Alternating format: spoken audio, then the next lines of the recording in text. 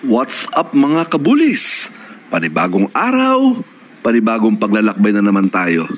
Samahan ninyo ang inyong Master Bully sa panibagong adventures sa Calatagan, Batangas. Maaga pa nga lang ay pumunta na tayo sa terminal sa Buendia. Dito tayo sasakay ng bus papuntang Calatagan, Batangas sa DLTV terminal dito sa Pasay. Kasama ko nga pala dito si Princess Bully. Masayang masaya siya. Hindi kasi namin siya naisama nung last time.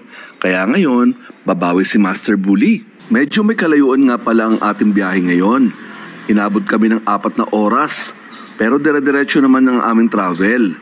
Ang binayad nga pala namin sa bus ay 294 bawat isa.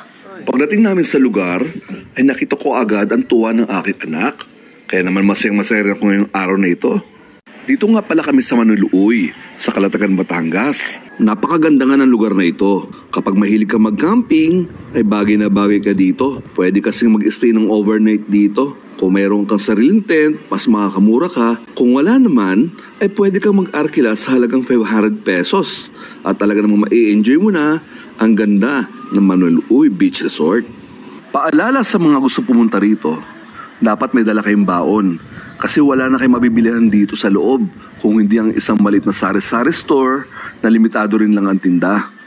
Sinulit na nga namin ang pagpasyal dito.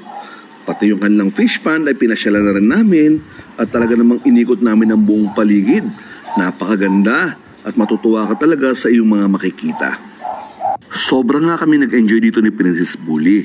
Kaya lang napagod ako kahahabol sa kanya kung saan ba naman pumupunta. Pati yung mga tulay-tulay na yan, binuntahan pa niya. Pero okay lang, ang mahalaga, nag-e-enjoy siya.